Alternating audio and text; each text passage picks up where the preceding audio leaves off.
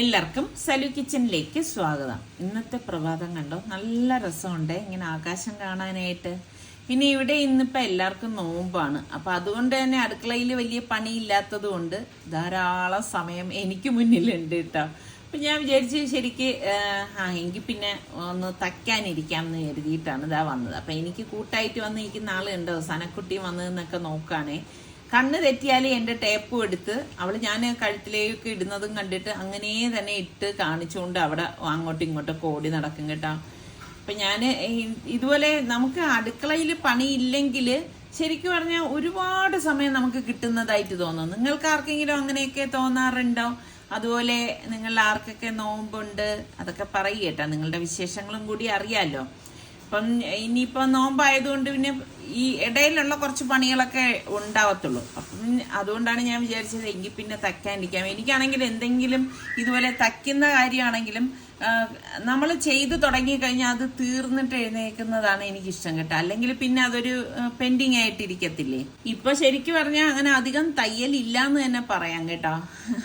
ഈ തയ്ക്കാനൊക്കെ ശരിക്കും ഇതായി ഇപ്പം എൻ്റെ സിസർ എടുത്ത് എനിക്ക് വെട്ടിയപ്പോഴാണ് ആ കാര്യം മനസ്സിലാവണത്. അതിൻ്റെ മൂർച്ചയൊക്കെ പോയിരിക്കുന്നത് കേട്ടോ. അപ്പം സിസർ മൂർച്ചയാക്കുന്നത് എങ്ങനെയാണെന്ന് നിങ്ങൾക്ക് അറിയുന്നവരുണ്ടെങ്കിൽ ഒന്ന് പറയുക കേട്ടോ. അതിൻ്റെ നല്ല സിസറായിരുന്നു, പക്ഷെ ഇപ്പം കട്ട് ചെയ്യുമ്പം ഒട്ടും അങ്ങോട്ട് മൂർച്ചയില്ല. അപ്പോൾ ഞാൻ ഇതൊക്കെ ഒന്ന് കട്ട് ചെയ്തെടുത്തേ. എന്ത് ഫാബി തുണികൾ ഇവിടെ ഇരിക്കുന്നത്? അത് ഇവിടെ ഭയങ്കര മഴക്കോളൂ. ഈ വെള്ളി വിരിച്ചു കഴിഞ്ഞാൽ തുണി അത്ര നന്നായി. പിന്നെ ഈ സ്റ്റാൻഡ് വെളി വെക്കാതിരിക്കണത് ഒരു തട്ടില് ഒരു കാറ്റിലതൊക്കെ താഴെ വീണു കൊള്ളൂലേ? ഇല്ല, നമ്മള് വാങ്ങിച്ച സ്റ്റാൻഡ് കൊള്ളൂല, പക്ഷെ സൈറ്റ് കൊള്ളൂലെന്ന് പറയുന്നത്. പല സ്റ്റാൻഡുകളും പല സൈറ്റുകളില്, പക്ഷെ ഈ സൈറ്റിൽ നിന്ന് വാങ്ങിച്ച സ്റ്റാൻഡ് കൊള്ളൂല. അപ്പൊ നമ്മള് ഇതുപോലെയുള്ള ഓൺലൈനിൽ പർച്ചേസ് ചെയ്യുമ്പോഴേക്ക് നോക്കിയും കണ്ടു വേണം ചെയ്യാൻ, അല്ലെങ്കിൽ ഇതുപോലെ അബദ്ധം പറ്റി. ഇതിപ്പോൾ വെറുതെ പൈസ വേസ്റ്റ് ആയിപ്പോയി എന്നുള്ളതാണ്. ഫാബി കഴിഞ്ഞ ദിവസം വെളിയിൽ വിരിച്ചിട്ട് വന്ന് തുണി എടുക്കാനായിട്ട് വന്നപ്പോൾ സ്റ്റാൻഡ് തുണി എല്ലാം തറയിൽ കിടക്കുന്നു. പിന്നെ അവൾക്ക് ഒന്നേന്ന് തുണി അത്രയും നനച്ചിടേണ്ടി വന്ന് വെട്ടി തീർന്നപ്പോഴേക്കും ഞാൻ വിചാരിച്ചു എന്തായാലും ഇവിടെ വന്ന് തയ്ക്കാം. അങ്ങനെയാണ് ഞാൻ മുകളിലേക്ക് വന്നത്. എൻ്റെ മെഷീനൊക്കെ ഇവിടെ മുകളിലാണ് വെച്ചിരിക്കുന്നത് കേട്ടോ. അപ്പം എനിക്കിങ്ങനെ ഇവിടെ നിന്ന് കഴിഞ്ഞാൽ നല്ല പ്രകൃതിയൊക്കെ ഇങ്ങനെ കാണുകയും ചെയ്യാം. ഒരു വെടിക്ക് രണ്ട് പക്ഷി എന്ന് പറയുന്നതാണ് ശരി. എനിക്കെന്തോ ഭയങ്കര ഇഷ്ടമാണ് കേട്ടോ ഇങ്ങനെ പ്രകൃതി ആസ്വദിക്കുക എന്ന് പറയുന്നത്. അതിവിടെ ഞങ്ങളുടെ ഇവിടെ മുകളിലത്തെ നിലയിൽ വന്നു കഴിഞ്ഞാൽ നല്ല രസമാണ്. അപ്പം എപ്പോഴും ഒന്നും ഞാൻ അങ്ങനെ വരാറില്ല. പിന്നെ ഇതുപോലെ സ്റ്റിച്ച് ചെയ്യാനും തുണി വിരിക്കാനും അങ്ങനെയൊക്കെയാണ്. എന്നാലും എപ്പോഴും ഇല്ല എന്ന് പറയാനും പറ്റില്ല കേട്ടോ. ഡെയിലി ഞാൻ പ്രഭാതം എടുക്കാൻ ടെറസിലേക്ക് വരാറുണ്ട്. പിന്നെ അതുപോലെ തന്നെ ഇതുപോലെയുള്ള കാഴ്ചകളൊക്കെ ഉള്ള ദിവസങ്ങളിൽ ഞാൻ ടെറസിലേക്ക് ഇവിടെ വന്ന് ഇങ്ങനെ ഇരുന്ന് ആസ്വദിച്ചിട്ടൊക്കെ പോകാറുള്ളൂ. അപ്പം ഞാൻ താഴെ ഇരിക്കുന്നവരുടെ അടുത്ത് പറയുകയെ എന്നെ ഡിസ്റ്റർബ് ചെയ്യരുത്, എന്നെ വിളിക്കുകയൊന്നും ചെയ്യരുത്, ഞാൻ മുകളിലുണ്ടെന്ന്. ഇനിയിപ്പോൾ ആകെ വേർത്ത് മുഷിഞ്ഞിരിക്കുകയാണ്. ഇനി പോയൊന്ന് കുളിച്ചിട്ട് വേണം എൻ്റെ ബാക്കി പണികളൊക്കെ ചെയ്യാൻ. ഇത് കണ്ട 2 ടൈപ്പ് മുളകാണ്. ഇത് ഇതാണ് ശരിക്കും പറഞ്ഞാൽ കാശ്മീരി ചില്ലി എന്ന് പറയുന്നത്. അതായത് ഈ വീതിയുള്ളത് ഭയങ്കര വില കേട്ടാ, 780 രൂപയാണ് കിലോ.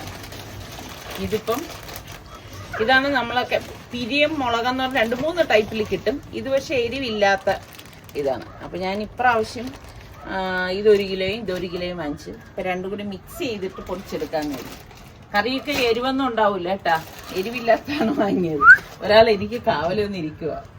ഇതൊക്കെ പഠിക്കണേ എങ്ങനെയാണ് മുളക് കഴിവണം. അത് ടാങ്ക്, എന്താണ് ടാങ്ക് എന്ന് പറയാ?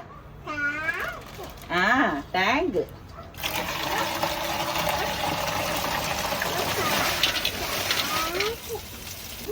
എന്തത് എങ്ങനെ രഹസ്യം പറയണ? ഓ ടാങ്ക്. എന്താണ് മോളെ? ഇന്നലെ മോൾ ആരുടെ കൂടെ കിടന്ന? ഇന്നലെ ആരുടെ കൂടെ കിടന്നേ? ഇന്നലെ ആരുടെ കൂടെ കിടന്നു? കള്ളി പെണ്ണാണ് അല്ലേ?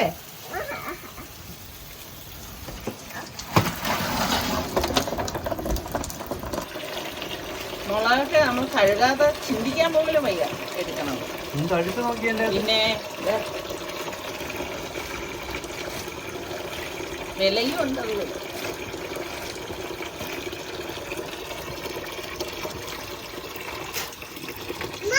അതുപോലെ ഇതൊരു ജോലിയാണ്.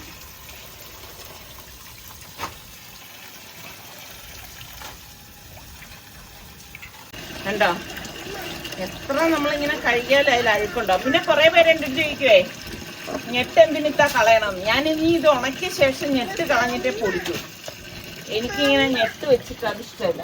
അയ്യോ കണ്ടില്ല, കവർ മാറ്റി പാപ്പി. കണ്ടോ, ഇപ്പൊ നോക്കിയാ വെള്ളം ആദ്യം എടുത്തോലെയാണോ? അമ്മ എന്ത് ചെയ്യുന്ന? അമ്മ പോണം.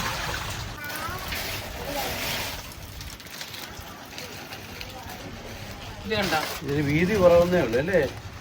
വീതി കുറവ്. ഇതിപ്പോ നല്ല മുളക് കണ്ടിട്ടോ, അതുകൊണ്ട് വാങ്ങിയതേ ഉള്ളൂ. സാധാരണ ഞാൻ ഈ മുളക് തന്നെയാണ്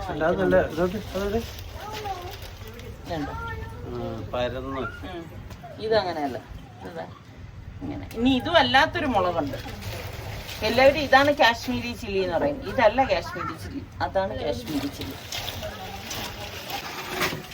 ഞാൻ ഒരുമിച്ച് തന്നെ പൊടിക്കണം.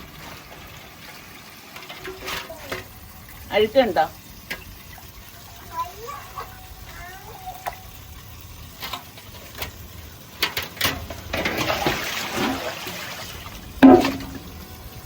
ഒരു 3-4 വെള്ളത്തിൽ കഴുകണം.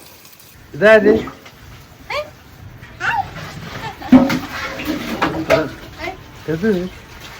പൂച്ചക്കുട്ടിയാ?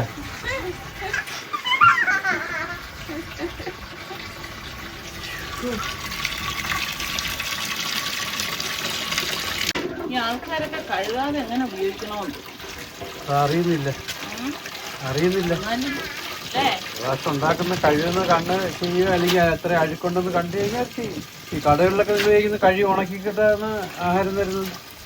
ഇത് കടയിലുള്ള ആൾക്കാർ കുറവുണ്ട് ഹോട്ടലിലൊക്കെ. നമ്മുടെ തുണിയെ ഈ കളർ എന്താണെന്നറിയാവോ? മുളക് ഇങ്ങനെ ഉണക്കി കഴിയുമ്പോ കഴുകിയാണ് വെക്കണതേ. എങ്കിലും അതിന്റെ ഒരു കറയുണ്ടല്ലോ, രണ്ടും കൂടെ മിക്സ് ചെയ്താണ് ഇപ്രാവശ്യം ഉണ്ടാക്കണം. ഏതാണ്ട് ഇൻഷാല്ല അതിന്റെ കറികളൊക്കെ ഇനി നല്ല റെഡ് കളറിൽ ഇരിക്കും. സനക്കുട്ടി ഹെൽപ്പ് ചെയ്യാൻ വന്നിരിക്കണണ്ട?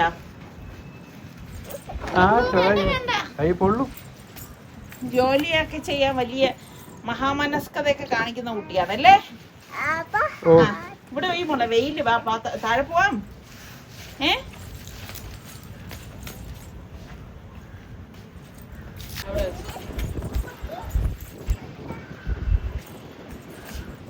കാറ്റ് ഇവിടെ ഭയങ്കര കാറ്റാണേ.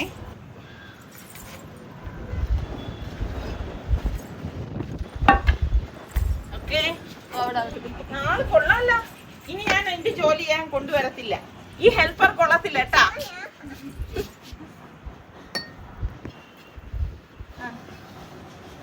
Okay okay. താഴെപ്പ എല്ലാം കൂടെ പറ്റില്ല. അതെന്താ മോളെ?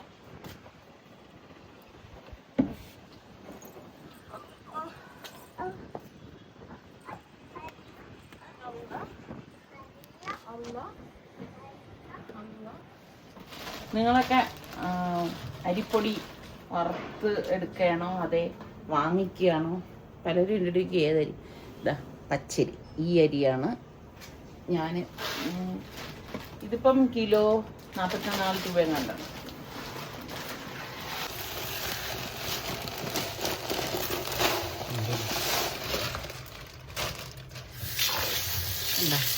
നല്ല അരിയാണെന്ന് കണ്ടാലേ ഞാൻ വാങ്ങിക്കും. അല്ലെങ്കിൽ നമ്മൾ അപ്പോൾ ഇടിയപ്പൊക്കെ ഉണ്ടാക്കുമ്പോഴേ സുഖം ഉണ്ടാവത്തില്ല.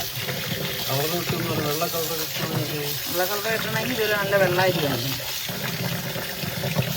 ഒരു നല്ല അരി കിട്ടണം എന്നില്ല.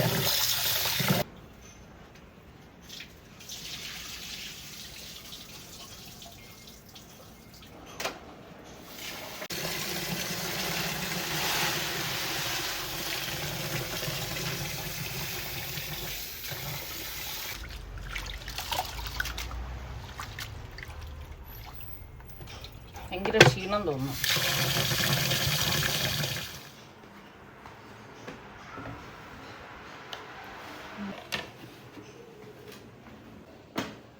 ഇതിപ്പം കുറച്ച് കൂടുതലുള്ളത് കൊണ്ടാണ് 2 ബക്കറ്റിലെടുത്തത്. ഇനിയുള്ള എൻ്റെ പണി 2 മണിക്കൂർ കഴിഞ്ഞിട്ട് ഇത് വട്ടിയിൽ ഊറ്റാൻ വെക്കും. അത് കഴിഞ്ഞ് ഒരു 1/2 മണിക്കൂർ ഊറ്റാൻ വെച്ച ശേഷം മില്ലിൽ കൊണ്ടുപോയി പൊടിപ്പിച്ച് വറുത്ത് കൊണ്ടുവരണം. അല്ല ഇതെവിടെ പോണു? പള്ളിയിലോ? കൊറേ നാളായല്ലേ സനക്കുട്ടി ഒന്ന് റൗണ്ട് അടിച്ചിട്ട്. റൗണ്ട് അടിക്കാൻ പോവാടാ. ടാറ്റാ.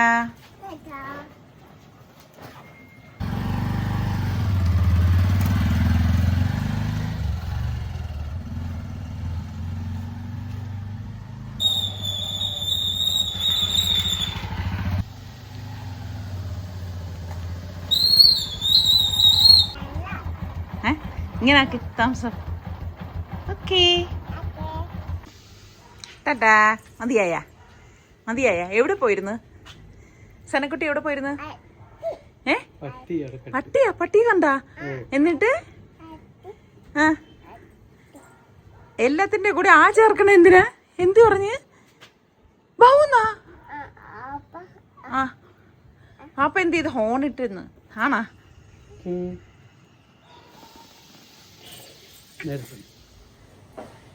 നമ്മുടെ അരി കുതിർന്നിട്ടുണ്ടേ. ഞാൻ ഇനിയിപ്പം ഇത് ഒന്ന് വട്ടിയിലേക്ക് ഡ്രെയിൻ ചെയ്ത് മാറ്റണം. ഞാൻ എപ്പോഴും ഇതുപോലെ അരി കഴുകിയിട്ട് ഊറ്റാൻ എടുക്കുന്നത് ഇതുപോലെ വട്ടിയാണ് എടുക്കുന്നത് കേട്ടോ. ശരിക്കും വട്ടിക്ക് നല്ല ഗുണങ്ങളാണ്. പഴയ ആൾക്കാരൊക്കെ കണ്ടിട്ടില്ലേ? പണ്ടത്തെ ആൾക്കാരൊക്കെ അവർ വട്ടിയിൽ തന്നെയാണ് ഓരോന്നും ചെയ്യുന്നത്. ഇപ്പോഴല്ലേ ഇങ്ങനെ ഓട്ടയുള്ള സ്ട്രെയിനൊക്കെ വന്നിരിക്കുന്നത്. പക്ഷെ ഇതാണ് എപ്പോഴും നല്ലത് കേട്ടോ. വട്ടി ആവുമ്പോഴേക്ക് ഫുള്ള് വെള്ളം അങ്ങ് വാർന്നു പൊയ്ക്കോളും. ആ വട്ടിയിൽ ഇങ്ങനെ ആ ഒരു ഗ്യാപ്പ് ഉണ്ടല്ലോ, എന്നാൽ അരി അതിൽ നിന്ന് നഷ്ടപ്പെടത്തുമില്ല. അപ്പൊ എനിക്ക് ഇതുപോലെ ഊറ്റിയെടുക്കാൻ വട്ടിയാണ് ഇഷ്ടം. നിങ്ങളുടെ വീട്ടിലൊക്കെ വട്ടിയുള്ളവരുണ്ടോ? ഇപ്പം ഒട്ടുമുക്കാൽ ആൾക്കാർ എന്നെ പോലുള്ള ആൾക്കാരൊക്കെ തന്നെ ആണെന്നാണ് എൻ്റെ ഒരു വിശ്വാസം കേട്ടാ. അപ്പൊ നിങ്ങൾ വട്ടിയിൽ ഊറ്റുന്നവരൊക്കെ ഒന്ന് പറയൂ കേട്ടാ. അപ്പൊ ഞാൻ എന്താ 2 വട്ടിയിലാക്കിയാണ് വെച്ചിരിക്കുന്നത്. എനിക്ക് പിന്നെ ഒരു വട്ടിയാണ് വലുതുള്ളത്, ഒരെണ്ണം ചെറുതാണുള്ളത്. അതുപോലെ ഓരോ നാട്ടില് ഓരോ പേരല്ലേ പറയണത്. നമ്മളുടെ തിരുവനന്തപുരത്തൊക്കെയാണ് വട്ടി എന്ന് പറയും ഇതിന്. നിങ്ങൾ ഏത് നാട്ടുകാരാണോ, നിങ്ങളുടെ നാട്ടിൽ എന്താണ് പേരെന്നും അത് ഏത് നാടാണെന്നും കൂടി പറഞ്ഞാൽ കൊള്ളാം കേട്ടാ. ഇതൊക്കെ കമന്റ്സ് വായിക്കുന്നവർക്ക് ഒരു രസമായിരിക്കും. അതുകൊണ്ടാണ് ഞാൻ ഇങ്ങനെ ഇടയ്ക്കൊക്കെ ചോദിക്കുന്നത് കേട്ടാ. അപ്പൊ എന്തായാലും 2 എണ്ണത്തിലാക്കി വെച്ചിട്ടുണ്ടേ. ഇതിനി മുഴുവൻ വാർന്നു കഴിയുമ്പോൾ പൊടിപ്പിക്കാൻ കൊണ്ടുപോകും. ഇപ്പൊ വൈകുന്നേരം അസർ കഴിഞ്ഞിട്ടുണ്ടേ. അപ്പം ശരിക്കും പറഞ്ഞാൽ ഭയങ്കര ക്ഷീണം തോന്നുന്നു കേട്ടാണ്. ഇത്രയും പണിയൊക്കെ കഴിഞ്ഞു വന്നുകൊണ്ടായിരിക്കാം, അറിയത്തില്ല. അതിന്റെ കൂടെ നോമ്പും കൂടി ആയതുകൊണ്ടായിരിക്കാം. അപ്പൊ പിന്നെ നോമ്പ് തുറയ്ക്ക് എന്തെങ്കിലും ഉണ്ടാക്കണ്ടേ. അപ്പൊ ഞാന് പൊടിയരി എടുത്തിട്ടുണ്ട് കേട്ടോ. നോമ്പായി കഴിഞ്ഞാല് ഇവിടെ മസ്റ്റായിട്ട് ഉണ്ടാക്കണ ഒന്നാണ് ഇത്. അപ്പൊ അത് നന്നായിട്ടൊന്ന് കഴുകി എടുക്കണേ കേട്ടോ. നമ്മുടെ സുൽത്താനാണെങ്കിൽ ഭയങ്കര ഇഷ്ടമുള്ള ഒന്നാണ്. പാവം അവർക്കിപ്പം ഈ പറഞ്ഞ മാതിരി അവർ ഒറ്റയ്ക്ക് തന്നെ ഉണ്ടാക്കി കഴിച്ചല്ലേ പറ്റത്തുള്ളൂ. അപ്പം അവരും നോമ്പ് തന്നെയാണ്. സുൽത്താനായാലും റിസ്വാനായാലും നോമ്പ് തന്നെയാണ് കേട്ടോ. അപ്പോൾ ഞാൻ അത് വെള്ളം ഒഴിച്ച് വേവിക്കാനായിട്ട് വെച്ചിട്ടുണ്ടേ. ശരിക്കും റംസാന് നമ്മൾ നോമ്പ് എടുക്കുമ്പോൾ ക്ഷീണമൊന്നും ഉണ്ടാവത്തില്ല. കാരണം അത് ആദ്യത്തെ 1-2 ദിവസം കഴിഞ്ഞ് കഴിഞ്ഞാൽ പിന്നെ എല്ലാം ഓക്കെ ആണല്ലേ. ഇതിപ്പം 2 ദിവസത്തെ നോമ്പല്ലേ. അപ്പോൾ എന്തോ ആദ്യത്തേതായതുകൊണ്ടായിരിക്കാം ഒരു ക്ഷീണം. പിന്നെ ഞാൻ ഒരു സ്നാക്ക് ഉണ്ടാക്കാൻ വേണ്ടിയിട്ട് ഇവിടെ കുറച്ച് ഏത്തപ്പഴം ഇരിപ്പുണ്ടായിരുന്നു കേട്ടോ. അപ്പോൾ അത് ഒന്ന് കട്ട് ചെയ്ത് അതൊന്ന് പുഴുങ്ങാനായിട്ട് വെച്ചിരിക്കുകയാണേ. അപ്പോൾ അതും ഒരറ്റത്തേക്ക് റെഡിയാക്കാൻ വെച്ചിട്ടുണ്ട്. അപ്പം ഞാൻ അരി ഒന്ന് വന്നപ്പോഴേക്ക് ഞാൻ പാകത്തിനുള്ള ഉപ്പിട്ട്, പിന്നെ അരപ്പിന് വേണ്ടിയിട്ടേ നമുക്ക് തേങ്ങയും ഇഞ്ചിയും ചെറിയ ജീരകവും മഞ്ഞപ്പൊടിയും, ഇതാണ് നമ്മുടെ അരപ്പെന്ന് പറയുന്നത്. ആ അരപ്പിൽ കുറച്ച് ഉപ്പും കൂടി ഞാൻ ഇട്ടിട്ടുണ്ട്. എന്നിട്ട് നമുക്ക് കുറച്ച് പാകത്തിനുള്ള ഇത് ഒന്ന് കറക്കിയ ശേഷമാണ് ഞാൻ വെള്ളം ഒഴിച്ചിട്ടൊന്ന് അരച്ചെടുക്കുന്നത്. അല്ലെങ്കിൽ എന്തെന്ന് വെച്ചാൽ അരഞ്ഞു കിട്ടത്തില്ല കേട്ടോ. അതുപോലെ നിങ്ങളൊക്കെ നോമ്പ് ഉള്ളവരെന്നൊക്കെ പറയുക. അതുപോലെ തന്നെ നോമ്പിന് എന്തൊക്കെയാണ് സ്പെഷ്യലായിട്ട് നിങ്ങൾ വൈകുന്നേരം മെയിനായിട്ട് ഉണ്ടാക്കുന്നത്. അപ്പം ഞാൻ നമ്മുടെ ഈ കഞ്ഞിയാണ് നമുക്കിവിടെ മെയിനായിട്ട് ഞാൻ ഉണ്ടാക്കണത്. ശരിക്കും നമുക്ക് ഈ നോമ്പൊക്കെ പിടിച്ച് കഴിയുമ്പോൾ നല്ല ക്ഷീണം ഉണ്ടെങ്കിൽ അത് പോവുകയും ചെയ്യും. സത്യം പറഞ്ഞാൽ ഞാനിപ്പോൾ അടുക്കളയിൽ നിൽക്കുന്നെങ്കിലും എനിക്കിങ്ങനെ തലചുറ്റിയിട്ട് വയ്യ, ഭയങ്കര ബോഡി പെയിനും, എന്താണെന്ന് അറിയത്തില്ല. അപ്പം ഇതിനിടയിൽ ഞാൻ പോയി മീൻ കിട്ടിയിട്ടുണ്ടായിരുന്നു, മീൻ വൃത്തിയാക്കിയിട്ട് വന്നു കേട്ടോ. അതൊന്നും ഞാൻ വീഡിയോ എടുത്തില്ല. അപ്പം ഞാൻ മീൻ കറിക്ക് വേണ്ടിയിട്ടാണ് പച്ചമുളകും കറിവേപ്പിലയൊക്കെ ചട്ടിയിലേക്ക് ഇട്ട് കൊടുക്കുന്നത്. നിൽക്കുന്നെങ്കിലും എനിക്കെന്തോ നിൽക്കാൻ വയ്യാത്തതുപോലെ. അപ്പം ഞാൻ ഫാബി മോളെടുത്ത് പറയായിരുന്നു, എനിക്കെന്തോ മോളെ എന്തോ പോലെ വരുന്നു, ആകെ ഒരു വിമ്മിഷ്ടം വരുന്നുണ്ട്, എന്തൊക്കെയോ എനിക്ക് വരുന്നുണ്ട് കേട്ടോ. എങ്ങനെങ്കിലും ഒന്ന് അടുക്കളയിൽ നിന്ന് മാറിയാ മതി എന്നുള്ള ഇതിൽ നിൽക്കുകയാണ്. അത്യാവശ്യം നല്ല ചൂടും ഉണ്ടേ. അപ്പോൾ ഞാൻ മീൻകറി ഉണ്ടാക്കാനുള്ള കാര്യം എന്ന് പറഞ്ഞു കഴിഞ്ഞാൽ ഇപ്പോൾ വൈകുന്നേരത്തേക്ക് വേണമെങ്കിലും എടുക്കാം, അതുപോലെ ഇപ്പം ഇടയത്താഴത്തിന് വേണമെങ്കിലും, നാളെ നോമ്പുണ്ടല്ലോ, നമുക്കിത് എടുക്കാമല്ലോ. അപ്പോൾ അതുകൊണ്ട് ഞാൻ പിന്നെ മീൻകറി വെക്കാമെന്ന് കരുതി. അങ്ങനെ ഇപ്പോൾ ഇത് അരപ്പെല്ലാം കൂട്ടി വെച്ചിട്ടുണ്ട്, അതൊന്ന് തിളക്കട്ടെ. പിന്നെ കുറച്ച് പീസ് ഇതാ പൊരിക്കാനായിട്ട് ഞാൻ എടുത്തിട്ടുണ്ട്. ഇത് ഇപ്പോഴും ഞാൻ എടുക്കത്തില്ല കേട്ടോ. ഇപ്പോഴെന്ന് പറഞ്ഞാൽ ഇപ്പം നോമ്പ് തുറക്കുന്ന സമയത്ത് ഇതെടുക്കത്തില്ല. ഇത് മിക്കവാറും ഇടയത്താഴത്തിന് പൊരിച്ചെടുക്കത്തേ ഉള്ളൂ കേട്ടോ. അപ്പം അതും അവിടെ ആക്കി വെച്ചു. ഇപ്പം നമ്മളുടെ ഏത്തപ്പഴം പുഴുങ്ങി വന്നിട്ടുണ്ട്. അപ്പം അത്യാവശ്യം നല്ലതായിട്ട് വന്നിട്ടുണ്ട്. പക്ഷെ എനിക്ക് കുറച്ചുകൂടി പഴുത്ത ഏത്തപ്പഴമായിരുന്നു വേണ്ടത് കേട്ടോ. പുഴുങ്ങിക്കഴിഞ്ഞപ്പോൾ ഏത്തപ്പഴം ഞാൻ പ്ലേറ്റിലേക്ക് മാറ്റി കേട്ടോ.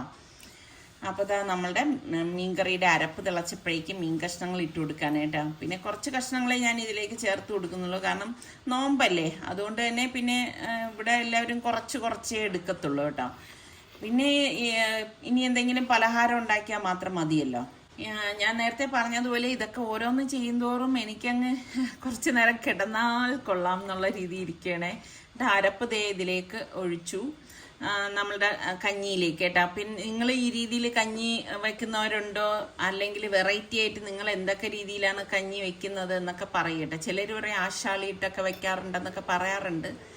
ഞാനിപ്പോൾ ഇങ്ങനെയാണ് ചെയ്യണത്. അപ്പം നമ്മൾ ഈ ഒരു ജോലിക്ക് ഇറങ്ങി പുറപ്പെട്ടു പോയില്ലേ, അപ്പോൾ പിന്നെ അത് പൂർത്തീകരിക്കാതെ അവിടെ നിന്ന് മാറാനും പറ്റത്തില്ലല്ലോ. അങ്ങനെ ഇപ്പം ഞാൻ ഈ ഏത്തപ്പഴമൊക്കെ തോല് കളഞ്ഞെടുക്കുകയാണ് കേട്ടോ. അപ്പം പിന്നെ ഞാൻ നോമ്പ് വരുമ്പോഴേക്ക് ഒഴിച്ചുകൂടാത്ത എൻ്റെ ഒരു ഐറ്റമാണ് ഞാൻ ഇനി ഉണ്ടാക്കാൻ പോണത് കേട്ടോ.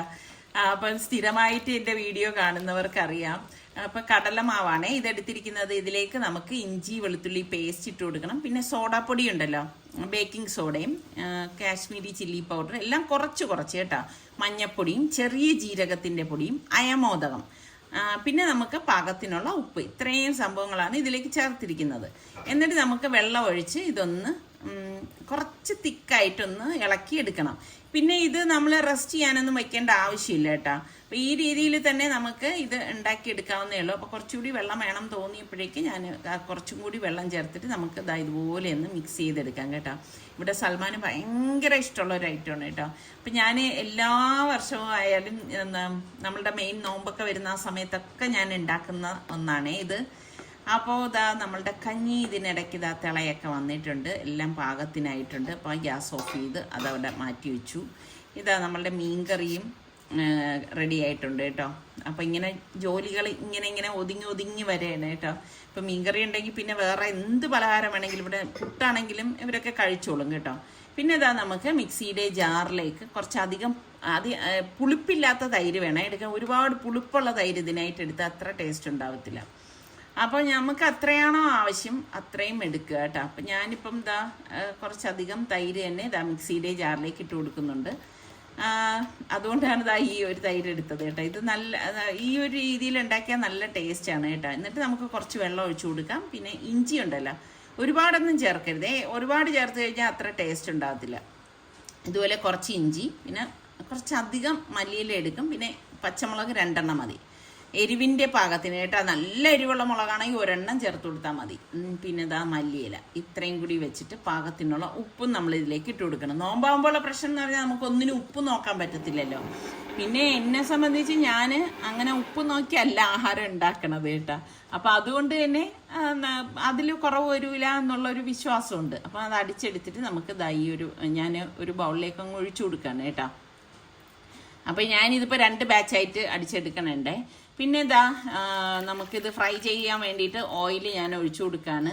അപ്പോൾ ഓയിൽ ഒന്ന് ചൂടായി വരുന്ന സമയത്ത് നമുക്ക് ഈ മാവ് ഓരോ സ്പൂണ്, ചെറിയ സ്പൂണില്ലേ, ടേബിൾ സ്പൂണ്, അതിലേക്ക് ഇതുപോലെ ഒന്ന് കോരി ഒഴിച്ചു കൊടുത്താൽ മതി കേട്ടോ. ശരിക്കും പറഞ്ഞാൽ ഭയങ്കര ടേസ്റ്റുള്ള ഒരു ഐറ്റമാണേ ഇത്. ഇത് നമ്മുടെ ഇവിടെ കേരളത്തിൻ്റെ ഫുഡല്ല. ശരിക്കും ഞങ്ങൾ ഗൾഫിലായിരുന്ന സമയത്ത് ഒരു ഹൈദരാബാദി ഭാബി ഉണ്ടായിരുന്നു കേട്ടോ. അപ്പോൾ ആ ഭാബി ഇങ്ങനെ എനിക്ക് ഉണ്ടാക്കി തന്നിട്ടുണ്ടായിരുന്നു. അങ്ങനെ ഭാബിയുടെ ഞാൻ ചോദിച്ച് പഠിച്ചെടുത്ത ഒരു ഐറ്റമാണ്. അന്ന് മുതൽ പിന്നെ എല്ലാ നോമ്പിനും ഞാനിത് ഉണ്ടാക്കണം. അത്ര സ്പെഷ്യലാണ് കേട്ടോ എനിക്കിത്. അപ്പോൾ അതാ ഇതുപോലെ തിരിച്ച് മറിച്ചു വിട്ടെടുക്കും. കാരണം വളരെ എളുപ്പം ഉണ്ടാക്കിയെടുക്കാൻ പറ്റുന്നത് അടിപൊളി ഐറ്റമാണ്.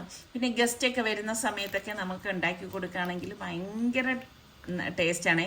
ഇത് തന്നെ ഇപ്പം നമ്മൾ വെളിയിലൊക്കെ ചെന്നിട്ട് ദഹി വട എന്നൊക്കെ പറഞ്ഞ് വാങ്ങിച്ച് കഴിക്കത്തില്ലേ, പക്ഷെ അതത്ര എനിക്ക് ടേസ്റ്റ് ആയിട്ട് തോന്നിയിട്ടില്ല കേട്ടോ. ഇത് നമുക്ക് ചെറു ചൂടുവെള്ളമാണ് ഞാൻ ഈ പാത്രത്തിൽ എടുത്തിരിക്കുന്നത്. അതിലേക്ക് ഈ ഫ്രൈ ആക്കിയത് ഇട്ട് കൊടുക്കും. എന്നിട്ട് ഒന്ന് പിഴിഞ്ഞിട്ട് നമ്മൾ ഏത് ബൗളിലാണോ നമുക്ക് സെർവ് ചെയ്യേണ്ടത് ആ ബൗളിലേക്ക് ഈ വട ആദ്യം നമുക്കൊന്ന് നിരത്തി കൊടുക്കാം. അപ്പം ഞാനിത് റെഡിയാവുന്ന അനുസരിച്ച് ഇതുപോലെ ചൂടുവെള്ളത്തിൽ ഇട്ടിട്ട് പിന്നെ പിഴിഞ്ഞ് ആ ഒരു ബൗളിലേക്ക് മാറ്റി കൊടുക്കുകയാണേ ചെയ്യുന്നത്.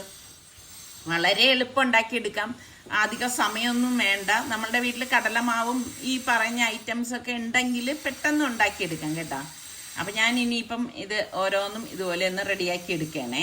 അപ്പോൾ ഇതെല്ലാം ഞാൻ ഇതുപോലെ ഒരു ബൗളിലാണ് വെച്ചിരിക്കുന്നത്. എന്നിട്ട് നമുക്ക് തൈര് അടിച്ചത് ഉണ്ടല്ലോ, നമ്മൾ നേരത്തെ അടിച്ചില്ലേ, അതാണ് ഈ ഒഴിക്കുന്നത് കേട്ടോ.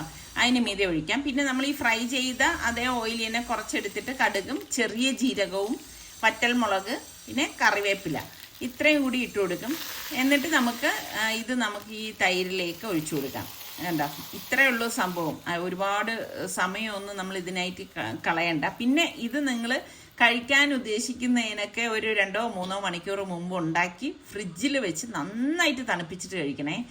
മീതെ കുറച്ച് മുളക് പൊടി ഉണ്ടല്ലോ, ഇതുപോലെ ഒന്ന് തൂവി കൊടുത്താൽ മതി. പിന്നെ ഗാർണിഷ് ചെയ്യാൻ വേണ്ടിയിട്ട് നമുക്ക് കുറച്ച് മല്ലിയിലയും കൂടി വേണമെങ്കിൽ ഇട്ട് കൊടുക്കാം. ഭയങ്കര ടേസ്റ്റാണ്. നിങ്ങൾ ഉണ്ടാക്കാത്തവരുണ്ടെങ്കിൽ നിങ്ങൾ ഒരു പ്രാവശ്യമെങ്കിലും ഇതൊന്ന് ഉണ്ടാക്കി നോക്കണം കേട്ടോ. പിന്നെ നോമ്പ് കുറിക്കുന്നതൊന്നും ഞാൻ വീഡിയോ എടുക്കാനൊന്നും വന്നില്ല. ഇതിപ്പം വെളുപ്പിന് 4 മണിക്ക് ഇടയത്താഴം കഴിക്കാൻ വേണ്ടിയിട്ട് എഴുന്നേറ്റതാണ് കേട്ടോ. അപ്പോൾ ഇന്നലെ ഞാൻ കാണിച്ച ആ റെസിപ്പിയൊക്കെ ഇഷ്ടപ്പെട്ടെങ്കിൽ ലൈക്ക് ചെയ്യാനും ഷെയർ ചെയ്യാനൊന്നും മറന്നു പോകരുത്. അടുത്ത നല്ല റെസിപ്പിയോ വീഡിയോയൊക്കെ കാണുന്നത് വരെ എല്ലാവർക്കും ബൈ ബൈ.